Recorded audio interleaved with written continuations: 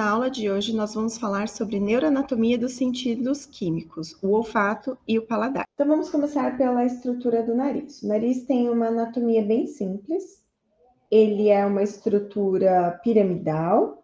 Ele tem duas extremidades. A primeira extremidade é a raiz do nariz, que é onde está o osso nasal. E a outra extremidade é o ápice do nariz. Entre a raiz e o ápice, a gente tem o dorso.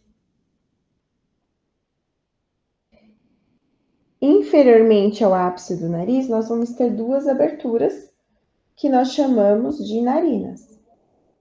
Essas aberturas elas vão fazer comunicação com a cavidade nasal.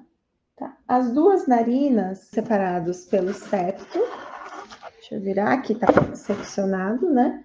Mas aqui no meio nós vamos ter um septo nasal. Eles estão limitados lateralmente pelas asas das narinas. Então, é bem simples. Raiz, ápice, o dorso, as asas da narina, as narinas, e lá dentro a gente vai ter a cavidade nasal. De constituição óssea, você já sabe que o nariz ele é formado pelo osso nasal, que é esse aqui de cima, mas ele também tem componentes da maxila e do osso frontal. E da porção cartilaginosa, a gente tem algumas cartilagens ali, que são as cartilagens alares, que é a maior cartilagem, ela vai formar o ápice do nariz. As cartilagens alares menores, que vão suportar as asas do nariz. Nós vamos ter também a cartilagem alar, que vai formar aqui o dorso do nariz. E a cartilagem septal, que vai limitar a cavidade nasal direita da esquerda. Eu vou colocar uma fotinho com as cartilagens, porque aqui a gente não tem uma peça, só para ilustrar o que eu acabei de falar para vocês. Então, vamos começar analisando a cavidade interna do nariz. Reparem que eu tô com uma M-face e eu vou mostrar algumas estruturas internas. Então, eu vou mostrar agora para vocês as estruturas internas do... Então, quando o ar entra, ele vai entrar pelas narinas. Na cavidade nasal, ele vai ser filtrado, umidificado e aquecido. Na cavidade nasal, nós temos três estruturas esponjosas, chamadas de conchas nasais. E entre as conchas, a gente tem espaços que são chamados de meato.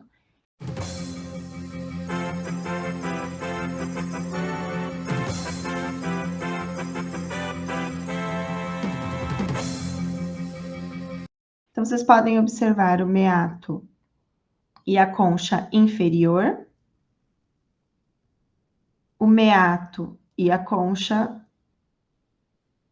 média e a concha superior. No teto da cavidade nasal, nós temos o osso etimoide e aqui está a lâmina cribriforme. Essa cavidade aqui é o seio esfenoide e essa cavidade aqui é o seio frontal. Sob a lâmina cribriforme, a gente vai ter o bulbo olfatório. Então, a primeira estrutura neuroanatômica que a gente vai ver é o bulbo olfatório. Então, aqui no bulbo olfatório, a gente vai ter lá as células granulares, mitrais e as do tufo. Essas células vão enviar axônios que vão fazer conexão com todo o córtex cerebral. Esses axônios vão formar o primeiro nervo craniano, que é o nervo olfatório. Na altura do segundo nervo craniano, o nervo olfatório se divide em dois tratos, o trato lateral e o trato medial.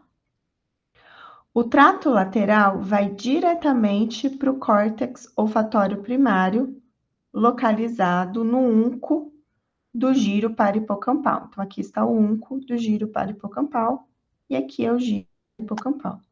Então, o trato lateral olfatório vai direto para o córtex piriforme, onde a gente vai ter a identificação do olfato. O trato medial do nervo olfatório, ele vai fazer conexões com estruturas límbicas, principalmente a amígdala. O que vocês estão observando agora é um corte sagital mediano. Então, aqui a gente tem o corpo caloso, o septo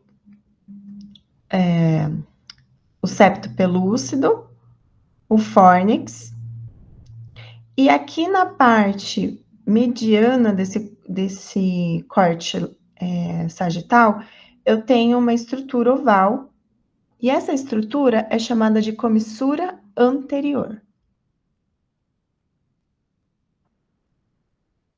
O ramo medial do nervo olfatório, ele vai seguir para a comissura anterior e vai cruzar para o encéfalo oposto. Então, todo nervo, ele cruza a informação para chegar ao córtex cerebral e no nervo olfatório, o trato medial vai cruzar essa informação, chegando nessa estrutura ovalada que é chamada de comissura anterior. Daqui, ele vai fazer conexão com o bulbo olfatório oposto e também com o córtex piriforme oposto. Então, o trato mediano segue para a comissura anterior. Da comissura anterior, vai fazer sinapse com o córtex oposto e também vai fazer conexão com a amígdala, ativando o sistema límbico. O córtex lateral, ele é extratalâmico, ele não vai passar ali pela região do tálamo, ele faz uma conexão direta com o córtex piriforme.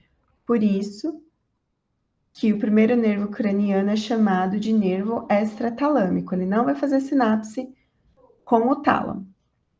Embora o trato mediano faça a conexão com o tálamo e com a amígdala, tá? Mas o trato lateral, não. Ele conecta direto com o córtex piriforme, que está localizado no unco do giro parahipocampal. O córtex piriforme, ele vai expandir as suas conexões, vai enviar informações para a amígdala também, vai enviar informações para o córtex entorrinal, que eu vou colocar uma fotinho para vocês visualizarem onde fica, porque aqui não dá para a gente poder visualizar.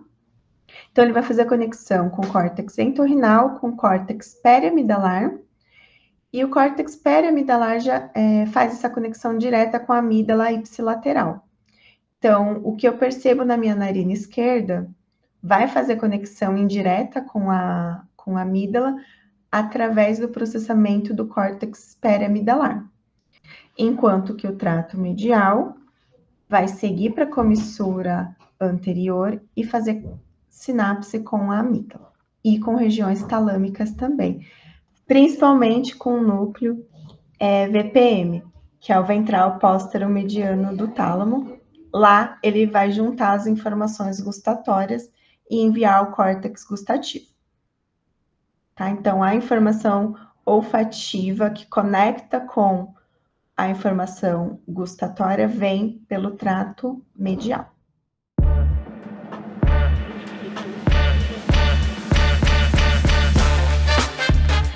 Agora nós vamos para a parte da gustação. Então, nós vamos começar com a língua, com a estrutura da língua, que é um órgão que está localizado dentro da cavidade oral. A língua também tem uma estrutura piramidal. Ela é formada pelo ápice, o dorso e a raiz. Aqui vocês estão vendo o palato mole, tá? E aqui é a úvula. A língua tem uma linha mediana aqui, com mediano, e aqui atrás nós temos um sulco que é chamado de sulco terminal, ele é em V. Eu vou colocar uma foto também para vocês visualizarem, porque nessa peça não está muito evidente o sulco terminal. E aqui nós temos um forame, que é o forame cego. Atrás do forame cego, nós temos uma tonsila, então uma estrutura linfóide de defesa, que é a tonsila lingual. 2/3 do ápice, seguindo na região da raiz da língua, Os 2/3 iniciais da língua é inervado pelo nervo facial. 1/3 final é inervado pelo nervo glossofaríngeo. E a parte faríngea, aqui do esôfago, da garganta, é inervado pelo nervo vago. E esses 3 nervos, eles estão trazendo informação sensorial e informação gustativa para o córtex cerebral. Então, o sabor, ele é percebido na língua, mas nós temos também a parte sensorial de tato, que complementa o sabor, trazendo o paladar.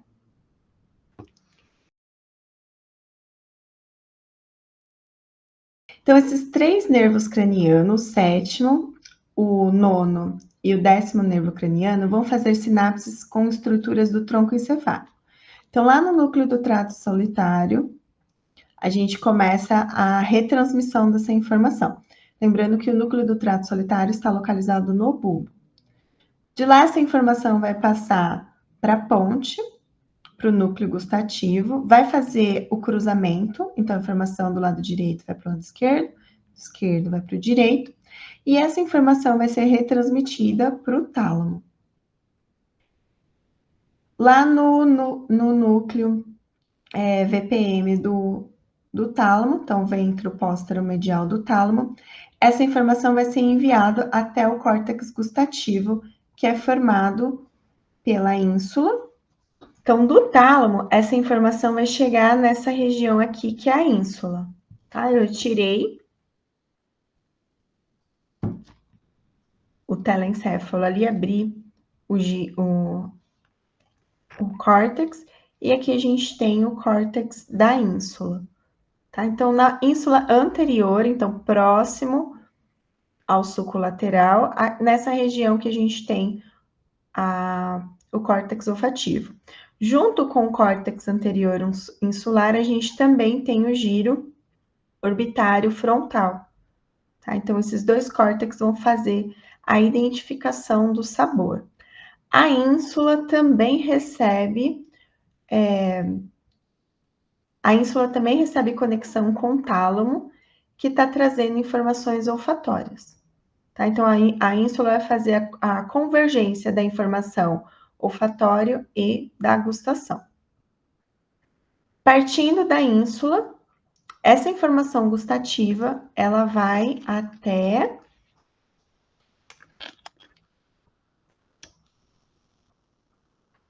o giro orbital, tá? No giro orbital, a gente vai ter o córtex órbito-frontal, e o córtex órbito-frontal fecha o circuito. Por quê? A ínsula está trazendo informação olfativa, gustatória, e no córtex órbito-frontal, a gente vai ter a informação de tato também, que está vindo lá do córtex somatosensorial, que fica no giro pós-central. Então, o córtex órbito-frontal está trazendo informação de tato, lá da língua e da cavidade oral, da textura do alimento, enquanto que a ínsula está trazendo informação olfativa e gustativa, e aí é o córtex órbito-frontal que junta essas 3 informações e dá a informação do paladar. O córtex órbito-frontal, eu não falei isso na parte do olfatório, mas o córtex órbito-frontal, ele também ajuda a identificar, fazer a identificação do olfato. Então, por exemplo, o córtex piriforme, ele percebe se o odor é doce, se é salgado, se é um odor forte, ele distingue. Mas é o córtex órbito-frontal que vai dar o nome para esse sabor. Então, por exemplo, se vocês sentirem um odor de café, o piriforme identificou o cheiro, passou essa informação para o córtex órbito-frontal, e é o córtex órbito-frontal que vai ter recebido informações de memória, né, e associativas, e é ele que vai falar, vai determinar que aquele odor é o odor do café. Tá? Então, tanto a gustação quanto o olfato terminam no córtex órbito-frontal, porque é ele que vai dar o nome àquela sensação. E é ele também que vai fazer a gente perceber se a gente gosta ou não gosta daquela sensação. Porque ele faz conexão direta com o sistema límbico. Então, eu encerro por aqui. Essas são as estruturas que vocês precisam saber para antes da aula. Bons estudos!